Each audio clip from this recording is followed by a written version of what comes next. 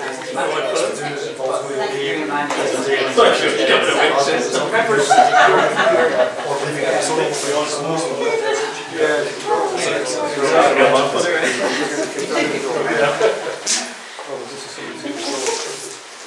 is it time? Oh yes, yes. Oh yeah.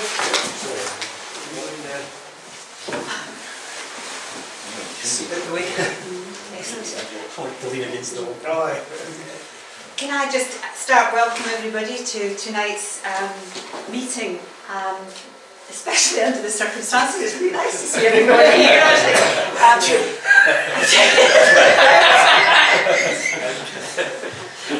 There's your box of tissues.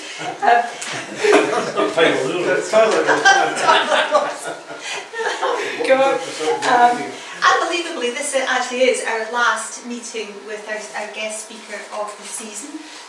It just seems to, I know we were a little bit late in getting started this year, but it really seems to have come around awfully fast. The only notices that we have are, I think that there'll be some sky notes, there'll be limited ones that Jim usually does over the summertime. But excitingly, in 2 weeks it's the AGM, which I mean everybody always wants to go to an AGM. Yeah. Of course. So really, you know, I do encourage people to come along because you do get a cup of tea as well as but you know, God knows what's happening in a fortnight's time. I'm delighted to introduce tonight's speaker, which is Britton Smith, standing again, from the University of Edinburgh. And correct me if I've got this completely wrong, but you did your PhD at Penn State. That's right, yeah. And then went on to do his postdoc at Boulder, Colorado, and in Michigan. That's right. And then, astonishingly, fled back to Edinburgh to take up a permanent post, which is a pretty grand thing to have these days. That is just amazing.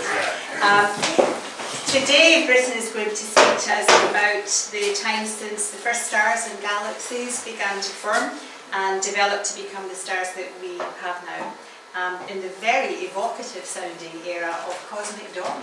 That's right. So I'll hand you over to Britton. Cool. Thanks very much.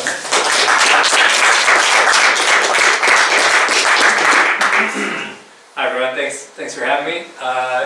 Yeah, so we're talking about the very first generations of stars and the era in which them and the first galaxies are being formed, this period we're calling cosmic dawn. And before we go all the way back, I'll start with a subject that I'm sure you all know very well, talk about the sun, just to give ourselves a little bit of context when we go back and talk about the very first stars. Of course, this is an image from the NASA SOHO mission of the sun.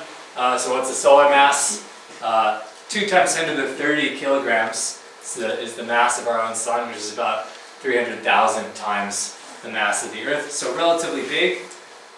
It's a relatively old star, 4.5 gigayears, 4.5 billion years old, which is about a third of the age of the universe. So a relatively old, relatively massive object. But how does this actually compare to other stars that are observed in the local universe? Most stars, in fact, we see, as you probably all know, we tend to see them in clusters. This is Globular Cluster M5 out in the halo of the Milky Way galaxy. So one thing we've known for almost a century now is if you take any given population of stars that are co-located like this globular cluster, and you make a plot of the number of stars versus the mass of the star, you see a line that looks roughly like that, and when this is in log and log space. Alright, so there are far more stars at low mass than there are at high mass. And where does the sun sit on this diagram that has no labels? Right there, sure, why not? Okay, so to put this into context, what are the upper and lower limits of this? About 1/10 of the mass of the sun is about the smallest you can make a star before the mass of the material sitting on top of the core is not heavy enough to make fusion happen. So this is a physical lower limit that we actually know quite well. So this is about as low as you can get here. The upper limit is actually much less well defined, is roughly 100 or maybe 200 times the mass of the sun. And right now we don't have any pure physical understanding of what sets the upper limit of star formation. And this is really based on the most massive stars that we've seen today. But because of this slope, which is a power law, it goes as roughly mass to the -2. What that means is if we go up a factor of 10 in mass, stars are 1/100th less abundant than they are. So by the time we get up to 100 times the mass of the sun, we're talking about stars that are 1/10,000th less abundant. So as we go higher and higher up, they're just so rare that we just really don't know where this fully stops. Okay? But so the sun is both big in that it's actually, because of the slope of this line, it's actually more massive than about 60% of the stars in the Milky Way. So even though it's quite small in the range of total possible stellar masses, it's bigger than 60% of the stellar material out there. But it's also not very big, of course, because it's less than a factor of 100 the size of the most massive stars that we can form. So it's both big and small at the same time. And of course, what is the sun actually made of? We know that it's 90% roughly hydrogen and about 9 or 10% helium, and that remaining 1% is, as you might know, what we call in astronomy metals, which is anything heavier than helium. We're talking carbon, oxygen, iron, things like this. So if we go into those metals, the most abundant is oxygen, followed by carbon, nitrogen, and iron, and the rest of everything else in the periodic table makes up less than 0.01% by mass of the sun. This is actually considered to be a quite metal-rich star as things go, this 1% by mass, right? The other thing that we know interestingly about metals is that they can only be made by stellar processes, by the fusion that happens in the cores of stars, turning hydrogen into helium and heavier elements, and by the explosions of massive stars called supernovae. So from that, knowing that, we know that some of our sun has actually is recycled material from other stellar generations. All this 1% has come from stellar processes, has come from other stars. And this is something that has been known since the late 50s in a very famous paper by Burbage, Fowler, and Hoyle. Hoyle, the famous Fred Hoyle, who mockingly termed the Big Bang as a way to make fun of this theory of the universe starting from a big explosion. They put together a very comprehensive understanding of the origin of every element on the periodic table known at the time. And they were the first to really understand that all of these elements here, you needed only the heat and pressure that you get inside stellar processes. So all of this stuff had to come from there. So what about the first stars, right? So if we turn the clock all the way back to the Big Bang, what we see is that we only have the hydrogen and the helium in roughly the same percentages as we did in the sun, but that 1% of heavy elements, metals, are not there at all. The Big Bang only makes hydrogen and helium, a little bit of deuterium, which is just heavy hydrogen, and a vanishingly small amount of lithium. Other than that, we get nothing else but what you see here, element-wise, out of the Big Bang. So we know that there must have been at least this very first generation of stars forming out of material that only had these elements in it.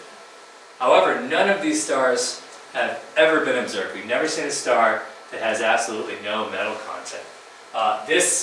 This concept here of the production of elements from the Big Bang is known as Big Bang nuclear synthesis, and this is first understood in a paper about 10 years before the famous Burbage, Fowler, and Hoyle paper by Ralph Alpher and his advisor George Gamow. And you notice in the middle there we've got a fellow named Hans Bethe. So Ralph Alpher was George Gamow's student, and he was friends with Hans Bethe. And this is the sort of thing that they did in the late 40s for amusement. He called up Hans Bethe and said, "How would you like to be in the middle of this paper so we can be alpha, beta, and gamma. And that is literally the reason why the obulus is why this is. It's great stuff. So how do we actually study this very first generation of stars? Well, I'll put it in context by showing this cartoon that in one slide sort of sums up the history of the universe, going from left at the Big Bang to the right here where we are at present day, looking backwards. So if we're here at Earth, we observe by looking back in time due to the finite speed of light. And here, if we start at the Big Bang, the size of this denotes the expansion history of the universe, because we know that the universe is expanding today. Very early on, we had the Big Bang and this very short period of exponential expansion known as inflation that we do not really understand at all. But all we know is that for a very brief fraction of a second, the expansion of the universe accelerated exponentially and grew many, many orders of magnitude in just a brief fraction of a second. And then it stopped as quickly as it started. And then the expansion of the universe actually slowed down due to the counteracting pull of gravity. Gravity pulls to stop the expansion of the universe. But we know now, and we've known since the late 90s, that eventually, when the universe was about half of its current age, this mysterious force that is very poorly understood that we call dark energy has been pushing so slightly to counteract the pulling of gravity. And as the universe expands further and further out, the pull of gravity gets weaker and weaker as everything moves farther away. And that gentle, gentle push of dark energy begins to push harder than gravity pulls. And so at late times, when the universe is about half of its current age, the expansion of the universe has begun to accelerate again. So that's what is denoted by the shape of this curve. Now in here, of course, we also see a couple other key things. Shortly after the Big Bang, we know that light and matter were intermixed and constantly smashing into each other. And as the universe expanded, the light lost energy and it became less and less able to excite matter, to break atoms apart, to break nuclei apart. And eventually, when that light was cold enough, or was had little enough energy to stop ionizing gas and to stop pushing atoms apart, we knew this cosmic microwave background was emitted here. And this is when the universe went from being opaque to being transparent, about 300,000 years after the Big Bang. And then in between this time where this cosmic microwave background radiation was first emitted, and when stars started to form, is a period known as the cosmic dark ages. And this is because other than this cosmic background radiation, there's no light in the universe whatsoever. Just this relic signal that was slowly going from the ultraviolet to the visible, to the infrared, to the microwave, to the radio waves that we see today. But there were no other light sources whatsoever until the very first stars started to form about 100 to 200 million years after the Big Bang. And this is the period that we call cosmic dawn, as we go from darkness to light for the first time. And this is happening just as the very first galaxies are starting to form, because of course the stars are forming inside of the first galaxies. These very, very small galaxies here, less than 1 billion years after the Big Bang. And they grow and grow and grow until the things that we see today. In observations, we can see back to about 500 million years after the Big Bang. And in theory, we start from the left, of course, and we move to the right. And by theory, what I really mean are computer simulations. We actually understand, because of the cosmic microwave background, we understand the initial state of the universe quite well in terms of what we need to put into computer simulations to turn the crank on the various equations that we solve, to move forward from the left to the right, and try to meet with observations somewhere in the middle to see if we understand each other. So, what is a simulation exactly? So, all the work that I'll be talking about tonight is computer simulations of large-scale and structure formation and galaxy formation. This is the type of work I do. I don't really use telescopes at all, I'm sad to say. I sit in front of a computer pretty much all day. Although, truth be told, most observers do that as well. So what is a simulation? A simulation is just a box, a cube, a three-dimensional cube that represents some volume of space. And in fact, I can actually, in the simulations that I run, I can actually decide what size of this I want to be. It can be light year across, millions of light years across, billions of light years across, whatever, it doesn't matter. I take this giant cube of the universe that I'm going to evolve from initial state to somewhere after that, maybe all the way to the present day. I take that whole cube and I divide it up into three-dimensional cells, grid cells. I'll call this a grid. And each one of these is a grid cells. This is a three-dimensional version of a computer, of a television that has 2D pixels on it. So I just quantize this into a number of grid cells in each direction. And in each one of those grid cells, I keep track of the properties of the gas that's moving through here, right? If we remember, what's the universe made of? It's made of regular matter like us, all the elements. Early in the universe, for most of the universe even today, that's in the form of a gas. You know, places where we have solids and liquids are pretty rare, just on Earth. Everywhere else, it's a gas or a plasma, right? And so I keep track of the density of the gas in each one of these cells, the temperature of the gas, and the velocity, the motion of the gas in all three dimensions from one of these grid cells to another. And you can think of this like taking a wire mesh cube and dunking it into a river and watching the material flow through that cube. And then imagine stacking them in every direction and watching material flow from one of these to the next to the next. So this is how we follow the properties of the regular material in the simulation. We know that there's also this component of the universe called dark matter. This mysterious matter that acts through gravity and feels gravity, but other than that does not emit any sort of radiation or electromagnetic signal that we can see, which is why we call it dark matter. And we approximate dark matter with a series of points where we keep track of the mass of each of these particles, its position in three dimensions, and its velocity. And these particles are allowed to move from one grid cell to the next. They each have a mass, and all we do is, given two of them, we compute the gravitational force between them, g mm over r squared, and that gives us the acceleration, and that moves the points. And then we do that. If we have 2, we just do 1 to 2. If we have 3, we do 1 to 2, and 2 to 3, and 1 to 3. You know, and so this is called an n-body problem, where you compute the gravity from one to the other. So that's how the particles, they act only by gravity, because they just pull on each other. Whereas the fluid that goes through here feels pressure forces and all those sorts of things. And the gravity from the dark matter and the gas self-interact. They interact with each other. So this is the system of things that we're actually following in this grid.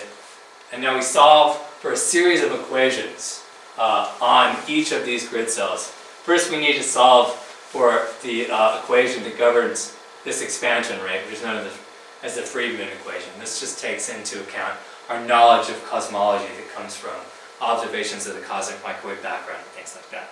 And this just tells us as a function of time how big these grid cells each are getting. They're basically expanding as a function of time. And then we solve the equations of gravity in one form or another in a way that we can solve for the dark matter and the gas together interacting with each other. And we solve the equations of hydrodynamics, in our case the Euler equations, just for the conservation of mass and momentum and energy for a fluid moving from one to the other.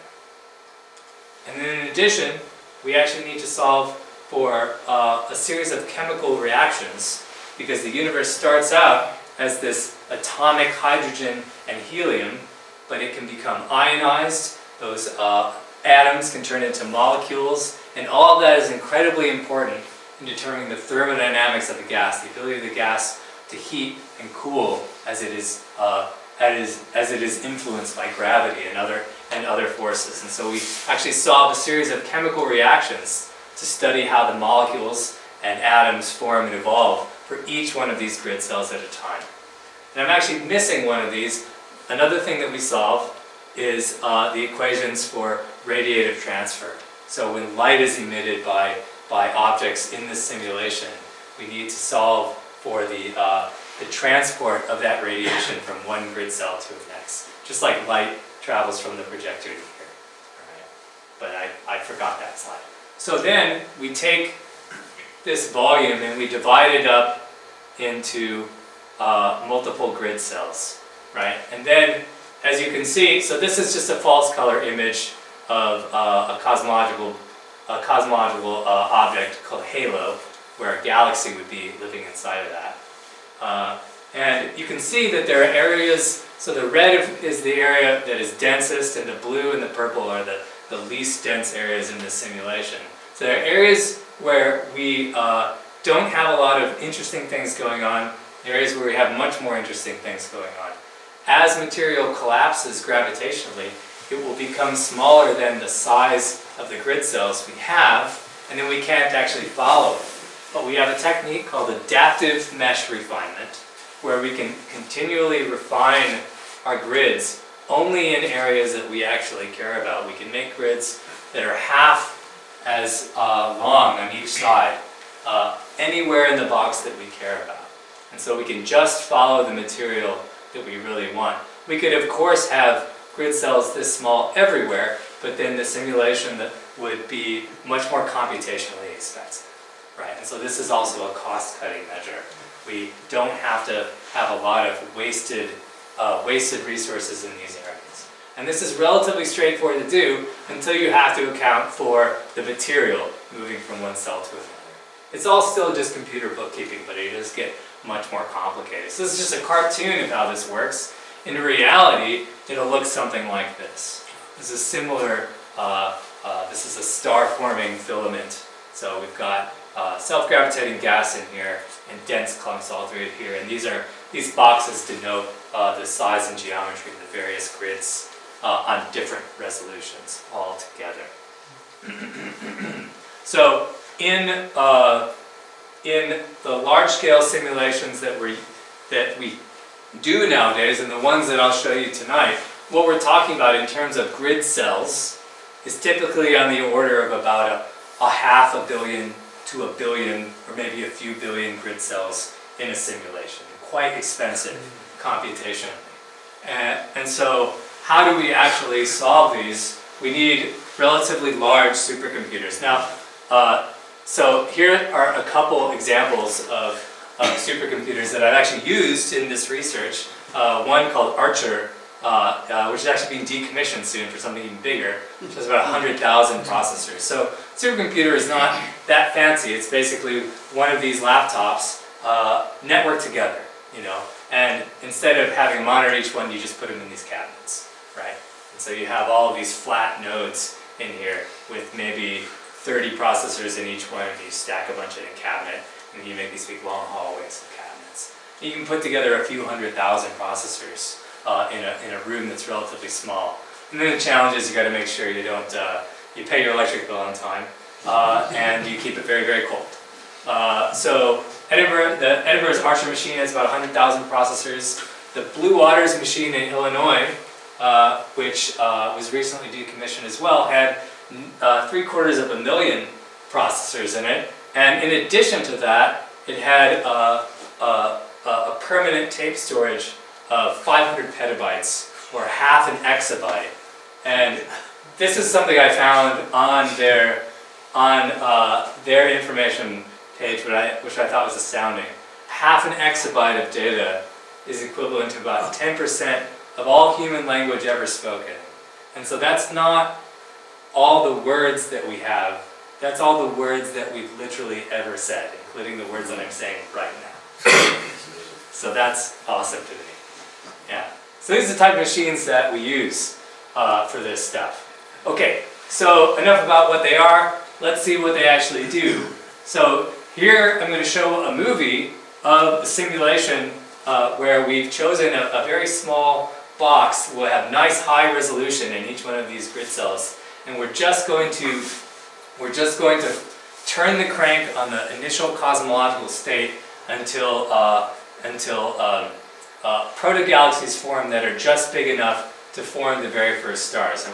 And that'll become more clear in a second when I make this go. And so what I'm showing here are, on the left, the the dark matter, which as you remember is just a series of discrete particles. And on the right is a false color image of the gas. We also call these baryons. Baryons are another word for the normal matter in the universe. And so the purple and the blue are the areas that are less dense, and the yellow and the red are the denser areas. The initial state of the universe, very shortly after the Big Bang, this is something we know from the cosmic microwave background, is a state of almost perfectly uniform density, in that every place in the universe had about the same density and the same temperature. And in terms of the particles, that means they're basically laid out in almost a perfect lattice, a perfect grid. But there were areas that were slightly more dense than other areas, tiny perturbations that were scaled up through inflation from quantum mechanics, actually. And so very early on in the universe, we have these areas that are slightly more dense. And this false color image is very misleading. This is actually very, very small. This is a part in 1,000 or so. These areas that are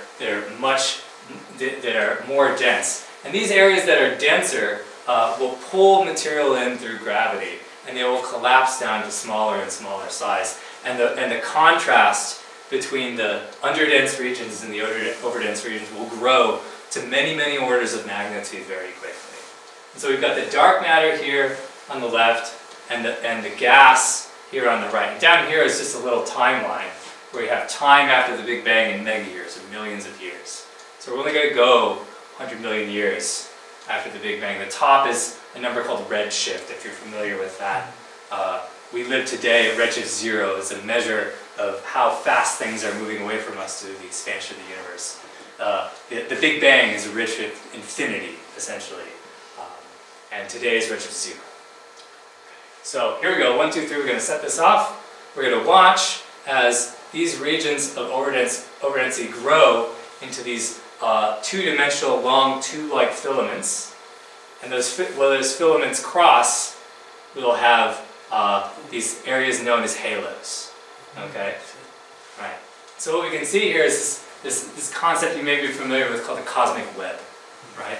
And this is the overdensities growing one dimension at a time. They don't all collapse together into a small ball. They collapse first into a sheet, and then that sheet collapses into these long tube-like structures known as filaments, and then along those filaments the material will fall and collapse into these structures we call dark matter halos. And at the very center of the dark matter halos, the gas will be pulled into the gravitational well, and it will sit there in the center. Now you notice that these images look very similar but not the same. There's far more structure in the dark matter than there is in the gas. Why is that? Because the dark matter only feels gravity, right? And so two balls of dark matter will be attracted toward each other and just simply pass through. Whereas the gas, as it is pulled, kept together with other gas, feels thermal pressure, right? And so the filaments are pressure supported in the gas, whereas the dark matter can just freely form into these large, dense filaments, right? So that's why they look similar, but not quite the same. And so here we are with this tiny halo. It's about 10 to the 5, 100,000 solar masses in size, and that's the sum of the dark matter and the gas together. That sounds like a lot, but that's only about 1/10,000,000th the size of the Milky Way. So these early protogalaxies are very, very small because they're forming from these tiny perturbations in the initial density field. They're growing by contracting, pulling material, and then merging with other things about their same size. And so they merge in this very hierarchical fashion from small things to large things. And here, about 100 million years after the Big Bang, these things are only less than 1 million solar masses in size. They're incredibly small. Okay, so what happens now? We've pulled a bunch of baryons into the gravitational potential of this dark matter halo. The dark matter has done most of the work up to this point because by mass it's about 5 times more than the gas. And so all the action is here and the gas is basically just along for the ride. So here we are at the same thing. Now I'm just going to show the gas. Alright? This is again the density here. It's in units of grams per cubic centimeter. Which isn't super important. But you can see here that we're already moved to, this is a log scale, where we have 1, 2, 3, 4, 5, 6 orders of magnitude. So now, whereas in the beginning there was less than an order of magnitude between the red and the blue, it's now more than a factor of 1 million, right? So here we are in the center, and now we're going to follow the collapse of the gas as it is able to cool and lose thermal pressure support and collapse to smaller and smaller sizes, denser and denser. And we'll have the magnification factor here, and this will give you a rough size scale. A parsec is, of course, about 3 and a bit light years. So this is about 1,000 light years across. So here we go. We're zooming in, and this is the power of that adaptive mesh refinement, as I was talking about. The gas is going to smaller and smaller sizes, and we just keep making new meshes, smaller and smaller sizes, by powers of 2, for as long as we can.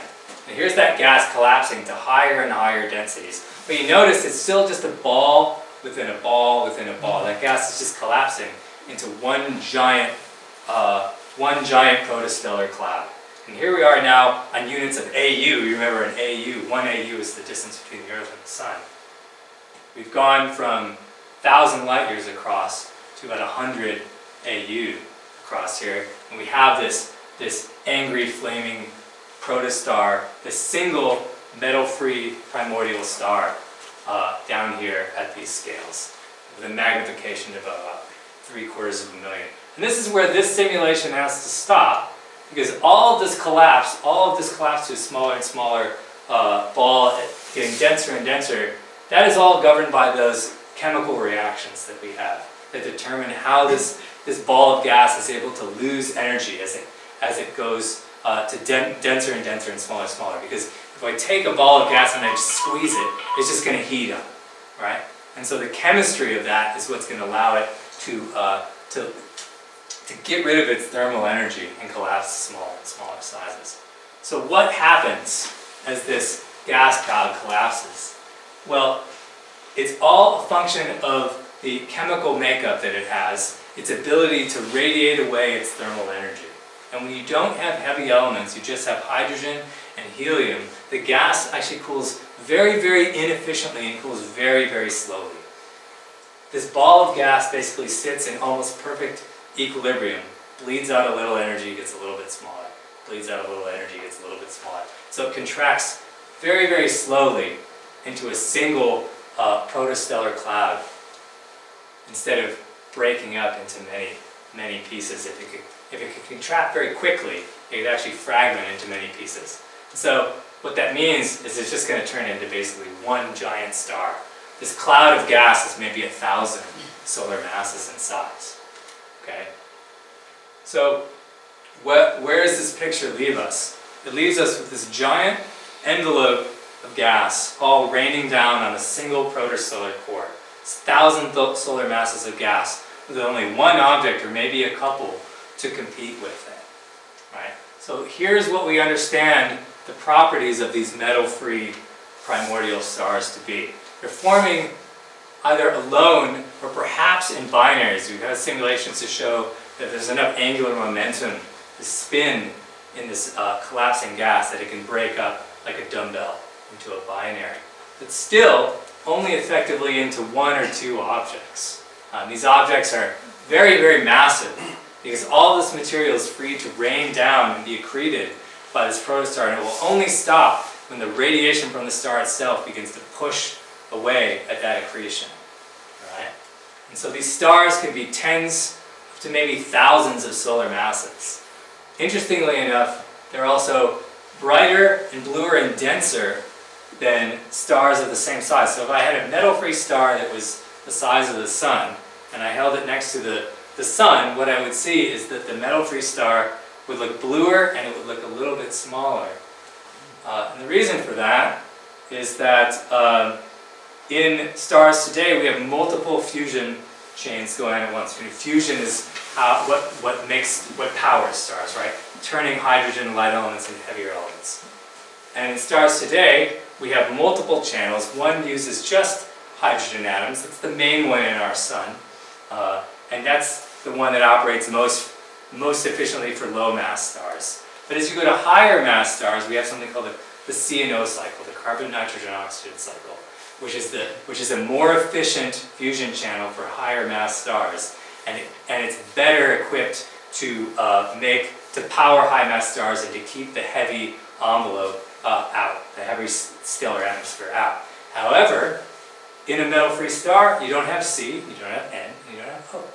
So you only have the fusion that powers small stars. So you have this tiny engine trying to keep up a giant star, and you know what a tiny engine does? You have to keep it in first gear, you have to keep it revved. And so we have stars where the core actually needs to contract a bit more, make it a little bit hotter for that tiny engine to actually keep that entire atmosphere out. Because they're so massive, they only live for very short periods of time. 3, 4, 5 million years. Compare that to the lifetime of the sun. Does anybody know what the sun's expected lifetime is? It's about 10, 11 billion years, right? So a factor of 1,000 longer than this. And also because they're massive, they died in these incredibly exotic deaths, depending on their mass range. They're only tens of times more massive than the sun, and this is a core collapse supernova. These are supernovae that we see today, where they burn all of their hydrogen and helium, and their heavy envelopes recollapse back into the middle and form a black hole or a neutron star, and then explode outward in a big bounce. However, if they're in a very special mass range, calculations have shown that if there are maybe 150 to 250 solar masses, the radiation from the central core is so energetic that it's no longer just visible in ultraviolet, it's gamma rays and things like this. And that radiation, what it should be doing, is holding up the outside of the star. And what it instead does, because it's so energetic, is it starts making antimatter. We get spontaneous creation of electrons and anti-electrons called positrons. And instead of doing what it's supposed to do and holding up the atmosphere, it just creates these, and we have a catastrophic loss of pressure. And the whole thing falls inward, but it hasn't finished burning all its hydrogen. And so you get this explosive thermonuclear burning. Instead of having a black hole at the center, it's total destruction. And if they're even heavier than that, they're actually so massive that they'll directly collapse into a black hole with a very short-lived stellar lifetime. In all of these cases, except for when they make these black holes, they'll form tons and tons of these heavy elements and these really violent explosions. And also interestingly, because they have these such energetic lives and deaths, living in these tiny, tiny dark matter halos, they can completely destroy the halos that they live in. The gravitational binding energy, the energy that holds together these proto-galaxies through gravity, is a factor of 100 or more less than the energy output from the radiation and the explosion of these stars. So these tiny primordial galaxies are completely destroyed by the stars themselves. Okay? And so let's go back one more time to this plot of the number of stars versus the mass of the star. And here's the modern mass function here. And our best estimates, which are still quite crude because this is all very evolving science, is that the first stars had a completely different, what we call a mass function. We don't have these very, very small things. If we did, we'd be seeing them today because they're so long-lived and we don't see them at all.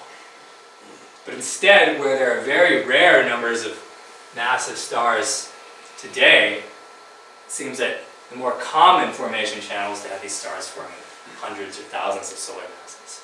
So what we have here are two fundamentally different ways of making stars that happen in the universe. This one operates everywhere we see today. This is an incredibly robust way of making stars. Everywhere we look in the universe, we see stars forming with this distribution of masses, except when we run the calculations for everything we know about metal-free stars. They seem to form like this. There's a fundamental disconnect between these two channels. And now we're really getting to what I actually study, which is how we get from one to the other. The main thing that changes after the first star is the addition of these heavy elements. And we'll talk in just a second about what that means.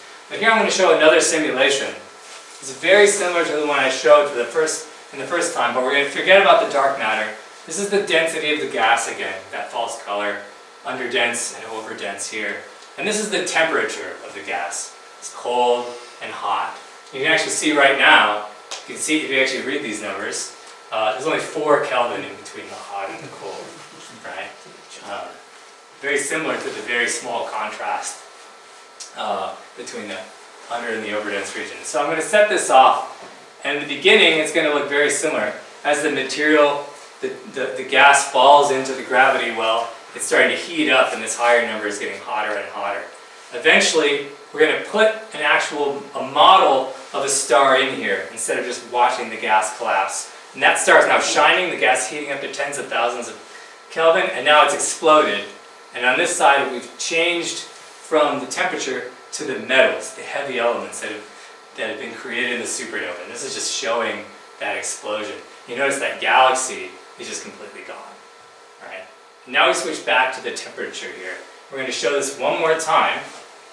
There's a star forming here. It shines and explodes, and those heavy elements are going to wash over a nearby dark matter halo that has yet to form its own star. Okay, so it would if it would have been left alone for a few more million years, but it didn't get a chance. Instead, all these heavy elements from this nearby supernova wash over and crash onto this dark matter halo here. It's just about to form a star of its own, but it didn't get the chance. And here you can see the directionality of that supernova sort of coming from the upper left down the bottom right and washing over, and the turbulence kicked up by this blast wave crashing into this halo allows these heavy elements to mix very efficiently into the dense gas in the middle. Okay? So now we have, for the first time, some dense gas ready to form stars, but now it's been enriched with all these heavy elements created by the supernova. Okay? So now, instead of going this direction, we're going to go this direction. When you add heavy elements, when you add carbon, oxygen, and iron, you add additional atomic and molecular transitions that allow the gas to rid itself of energy much more freely, either through atomic transitions, or those heavy elements can form molecules, and they can form dust grains. The same type of dust that you're constantly wiping off your television is forming very efficiently in supernova remnants. This hot, heavy element material sticks together and makes these dust grains. Dust is very efficient at sucking thermal energy out of gas. And so now, as this cloud is collapsing, it's going to collapse. It's going to cool very, very quickly. And what that will allow it to do is break up into many, many, many little knots, where we have one cloud of gas collapsing into just a smaller cloud of gas that's denser. Now it's going to fragment and form multiple stars, or so we think. So here we are again at the same picture, just where we left off. We're at a scale of, it's 100 parsecs across, so about 300 light years. So it's about, 600 or 700 light years across. And now we're going to zoom in using that power of adaptive mesh to follow this as it gets denser and denser. Okay, and we're still showing here the level of metal enrichment, but we're going to switch in just a moment to the temperature of the gas. Okay, and you notice here that this looks just like it did before. It's just a ball within a ball within a ball. It's getting denser and denser and denser, and nothing much is happening. And that's because for the most part it's not cooling any differently than it did before, until we get to very high densities, and then that dust that I talked about starts to suck energy out of the gas very, very quickly. And it cools down. You have this nice dense cold spot, and that cloud now fragments very efficiently into all of these little self-gravitating knots. So here we have the first stellar cluster forming in the ashes of the first stars. Still relatively early. We're only at about 230 million years after the Big Bang. So to put this in context, this is a continuation of the simulation I just showed, where we have the density. I'll show you all three panels this time.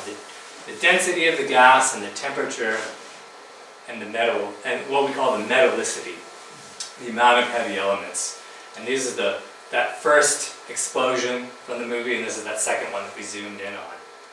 And as stars are forming for the first time with low mass here, we still have additional metal-free stars forming all over, spreading heavy elements all over. And you can see they shine and they periodically light up and ionize this small patch of the universe. If we watch the supernova, we can see these little proto-galaxies just getting totally annihilated. There's another one. Boom. Here we got maybe one or two more. There it's shining, and there's the explosion. So all of this material is slowly being pulled together as part of a large-scale, overdense region. And eventually, these annihilated halos will pull their material back in, because the dark matter was actually relatively unaffected. Because you can't push on dark matter. It only sits in the middle and feels gravity. So eventually all this material will recollapse, and these will start to form something that more resembles a galaxy today. And the only distinction I make between these sort of proto-galaxies and realistic galaxies is a galaxy today can survive a supernova. It can have one go off, and the rest of its stellar content and gas content will be relatively unaffected. So here we are transitioning just a few million years out of the Big Bang, from the era of just the first stars to the first galaxies, as these multiple metal-free stars explode, put heavy elements all over, and gradually all of this material is going to start to transition from forming metal-free stars to forming the small stars that we see today, very, very early in the history of the universe. So this period of time of forming these primordial stars is really a sliver in the whole history of the universe. So I'll switch just at the very end here to what observational evidence we have of this period of time in general. As I stated, there is no direct evidence so far for any metal-free star whatsoever, in that we've never found a star that conclusively has exactly 0 metals in them. Okay? Now you can only really look for individual stars in our own Milky Way. Of course, there's light from galaxies everywhere, but it's all too far away to distinguish individual stars. So you look in the places in the Milky Way where you would expect the oldest stars to be, knowing what you know about how galaxies assemble. There's basically 2 places that we would expect the oldest stars to sort of bunch up. One is in the very center of the galaxy, because everything is sort of pooled in there. And the oldest structures are going to sink to the middle first. But the center of the galaxy is so dense that you can't see anything there. So instead, the other place is way out in the outskirts, in the halo. As material falls in, it's stripped. And some of that stuff that's stripped off just remains way out in the outskirts. These single stars just living all by themselves out there. And so we have these massive robotic programs where we have telescopes scanning the Milky Way's halo way outside of our disk, looking for stars and very crudely estimating their amount of heavy elements in very inaccurate ways, but ways that are good enough that you can say this star probably has significantly fewer heavy elements than the Sun. Okay, so what we're looking for here are the stars that have the fewest we can possibly find. So you narrow down hundreds of millions to a few dozen in this very crude manner, and then you go back individually with the bigger telescopes, and you take actual spectra of stars to confirm whether or not they have heavy elements. And so what I mean by spectra, of course, I just mean breaking up. I don't think I need to tell most people here this, but breaking up the light into its different wavelengths. And then when you look at the spectrum, you see dark spots in any spectrum emitted from a stellar object. And those dark spots are the absorption from the different elements in the atmosphere. And the wavelengths that they're at tell you exactly what elements those are. Every star has a spectrum, and it's effectively its fingerprint. And the depth, the thickness of these absorption lines tell you how much material there is in each of these types. So here's a spectrum just over this wavelength range from about 3850 to 3870 angstroms. And this is the Sun. So here's absorption from iron. He's here one, and nickel. Right, so this is what the solar spectrum looks like in this wavelength range. We're looking for iron. We're looking specifically at the iron content. And so the solar abundance of the sun is 1 solar. That's just the unit we get, like 1 solar mass. And so here's what you get for a star that has a 40th of the sun's iron and heavy element composition. You start to see these big absorption bands are really now limited to these very specific lines here of iron and nickel. We've been seeing stars like this for 80 years. But only with these robotic programs are we now able to probe down to stars that have a 1600th of the iron composition of the sun. Now the nickel line is nearly gone, just have the iron lines. A 250,000th of the sun. All we've got left, and this is usable, is this iron line right there. And then about 5 years ago, we found this guy. And this is effectively noise to the observers. This star has an upper limit of 1/10 millionth the iron composition of the sun. And that's the best that we can say. Anything greater than that, these little things are consistent with noise. We actually don't know what's in it. Interestingly enough though, it has more of lighter elements, and that's something I won't get into. There's strange things happening when you go to very low abundances. But this could be one of the very first second generation stars, polluted by just a metal-free supernova and nothing else. And what's interesting about that is if we can look at the composition of its other elements, we know from calculations of what metal-free supernova do, we know what masses produce exactly what ratios of heavy elements. And so we can see stars that we can conclusively say are probably enriched by just one supernova. We have a direct channel back to the very first generation of stars. There's no mixing that's happening. We have one progenitor genetics. And so this is the final thing I'll say. We'll just look at what we're made of. 65% oxygen, about 20% carbon, 10% hydrogen, and then a little bit of nitrogen, calcium, things like that. This is the only one, of course, made in the Big Bang. We don't have any helium in us. So we are 90% stars and 10% Big Bang, which I think is pretty astounding. And 90% stars is pretty interesting because we know that some fraction of that had to have come from the very first stars because they all mixed together, right? So just some amount of this 90% of us was made in that very first generation, which I found fascinating. So this is my son. So I'm just going to leave you with this. These are the things that I think are interesting to consider from this talk. Only hydrogen and helium remain in the Big Bang. Everything else that makes up us, like everything, right, 90%, has come from stellar processes. It's very interesting to think where we came from in that physical sense. I mean, even the fact that 10% of us came from the Big Bang is kind of fascinating. All the stars today have these heavy elements in them. But we know that there is this generation out there, kind of like seeing dinosaur bones. We know that there's this generation of beasts out there. The evidence is here, but finding them will be very difficult. And of course, we're 90% recycled, which is great. So that's it. Thanks very much.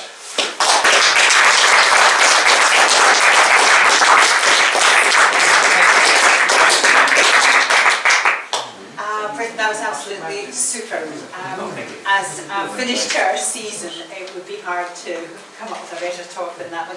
If we have any comments or questions for Britton while he's here. You talked about metal-free supernova. Yes. These first stars, would they be producing metals during fusion? Yes. So the core would have metals in them. The core will have a very small amount of metals in them. Yeah, trace amounts. I mean, not negligible, but because the stars themselves live for a very short amount of time, the vast majority of the metals are going to be made in the explosion. But yes, absolutely. And eventually, you'll start to get enough metals that you can start to kick up a bit of that CNO cycle, but not right away. But yeah, we make some there too. Okay. And would any of these metals be dredged up into the outer layers of the stars, so you would actually be able to detect them, or would it always just appear to be hydrogen, helium, and As far as we know, most of it's going to be stuck in the center. One of the things that, so this is an excellent question, because one of the things that massive stars do that makes them very difficult to catch in the act is that they blow massive winds. And so a 100 solar mass star will die as a 20 solar mass star. They blow everything out. But those winds are being powered by the opacity of the heavy elements.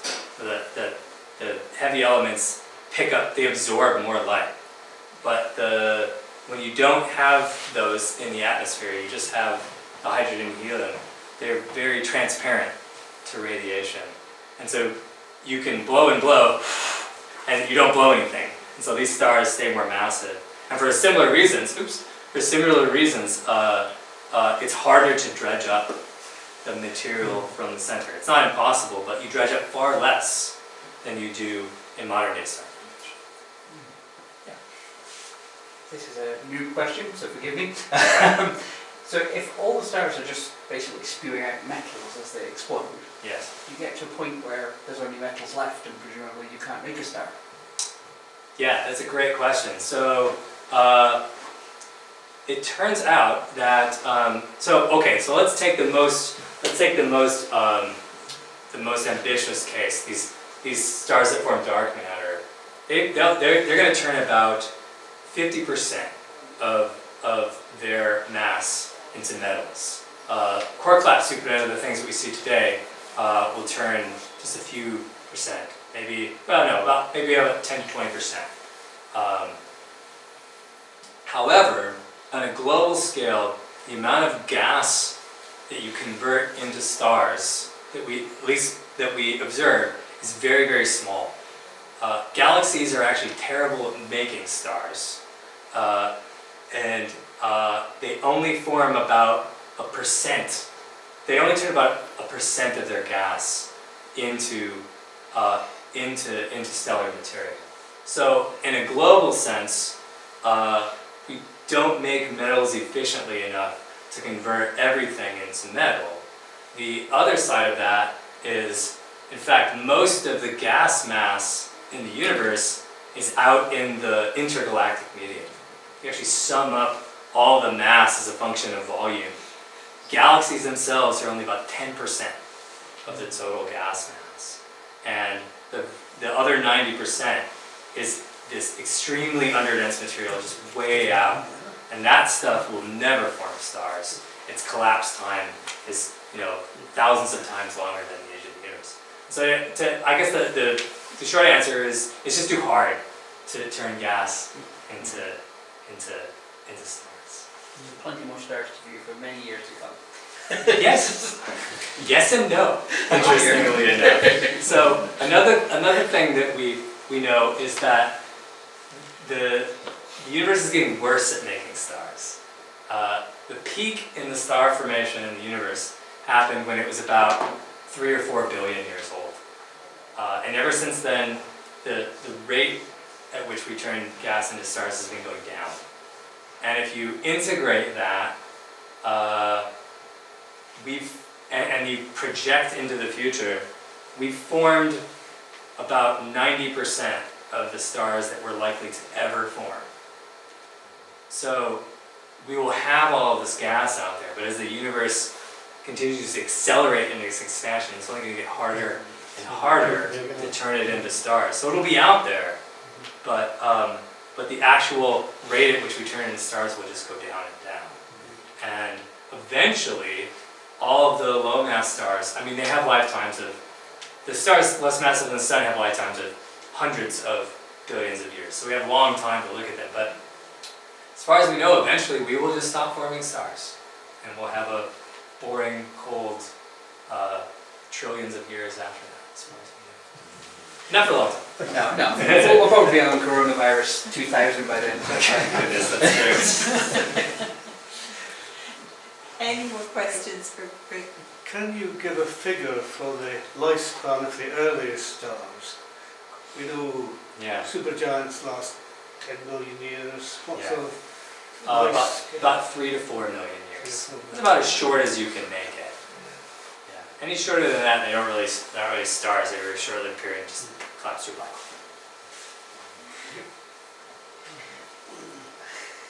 Nobody else got one. I've been to the end of the galaxy, so I'm going to go to the beginning again. Yeah. You mentioned at the beginning about the dark period, the cosmic Yes. dark time. Was it actually dark, or is it just we don't know what occurred between the point of the blue mist that we can't see through and the cosmic radiation? Right. So if you don't count the cosmic background, then the universe was explicitly dark. There were no other radiation sources until the first stars started to form. Now, in a very technical sense, that the start of that era is impossible to know. So what I said was about 100 million years. But that is so when I talked about the overdense and the underdense regions, it's all in a statistical sense. So there's average overdense and average underdense regions. But there can be regions that are more or less above average. And you can go to rarer and rarer and rarer and denser points that will form stars very, very quickly. And you can form them, maybe 20 to 30 million years after the Big Bang, but they'll be extremely rare. So like in our observable universe, our Hubble volume, maybe the first star formed 50 million years after the Big Bang. But other than that was living all by itself, and again lived for only a few million years.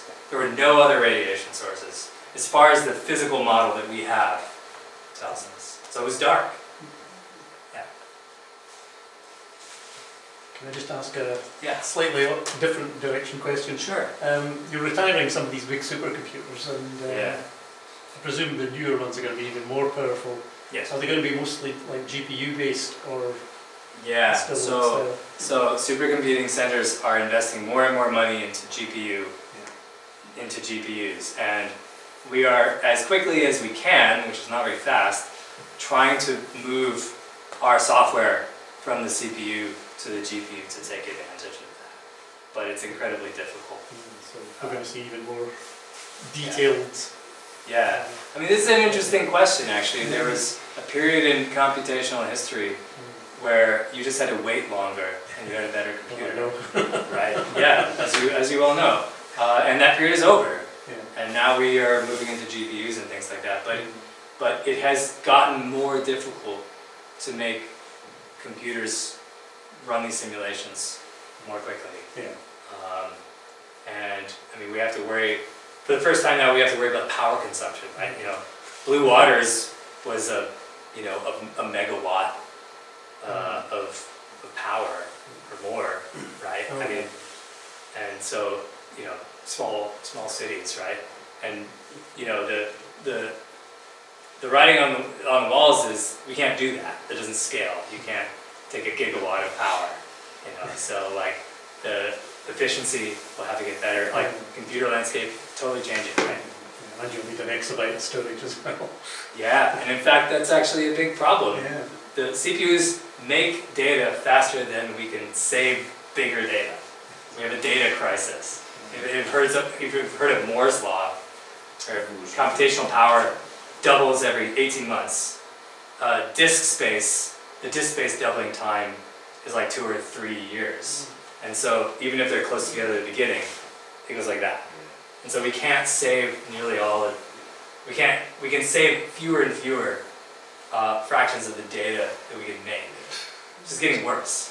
Someone make better hard drives, quickly. There also becomes an issue around analysing it, because if you've got this huge quantity of data, you still have a finite number of physical people to physically look at it. And this is a problem in observational astronomy as well, with these robotic survey telescopes that are going to be doing automated, surveys of the sky. like the LSST. The LSST estimate was, I can't remember, hundreds of petabytes per year of data. And how to analyze that is a big challenge. So, yeah. AI. What kind of, like, going off the back of that, like, what kind of limits are you hitting which could be helped by an increasing kind of computational speed? Yeah, so interestingly enough, some of the big limits are in the way that the simulations scale, from running on 100 processors to 200 to 500. The more processors you run on, just like when you take any job and you divide up the work, a smaller fraction of your time is spent doing the work and more is doing communication between people or processors. And so this is largely a software problem, but making the simulation codes communicate efficiently when you have thousands or hundreds of thousands of workers is a very challenging problem. So what would be the benefit of going through that kind of difficult process to be able to get more power? Like what kind of simulations could you do? Right, okay, now I understand. So one of the hardest things to do is the moment we turn the radiation on. Because then solving the equations of hydrodynamics are three-dimensional, it goes this way and this way and this way. But once you start solving for radiation, it can go in any direction and it can be coming from any direction. And you take a three-dimensional problem, you make it an infinite dimensional problem. So it's radiation and it's the chemistry, actually. The moment you start adding the heavy elements, so to do the hydrogen and helium chemistry, you need to keep track of about 30 to 50 chemical reactions. Solve all those reactions for every grid cell at every time step, which is a lot, but it's not that bad. But the moment you add carbon or oxygen, that 50 reactions becomes 500 reactions, and it becomes really expensive. So to answer the question of like what could we do with more computer power, it's solving the radiation and the chemistry. Those things will eat up computer power from now until time infinity. Does that let you kind of help look at the kind of later parts of the expansion of the universe then? Yeah, so looking at stars forming today, or even forming after those metals are made, we have to make a lot of assumptions about how the chemistry works, because solving all those reactions is too computationally expensive to do from first principles. So all the simplifications go into how we treat the radiation and the chemistry. And those problems will eat up every ounce of computer power that we introduce for the next century. That's where we need it. Yeah. Oh, also magnetic fields, which we don't do anything with right now. Yeah. Britton, we can only say thank you. That has been a super evening. Oh, thanks. Well, Thank it's you been my very much pleasure. indeed. Thanks.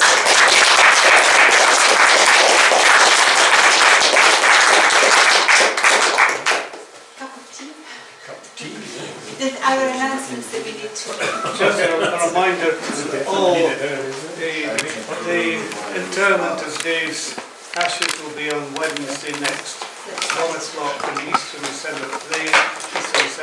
Yes, at Rose Road.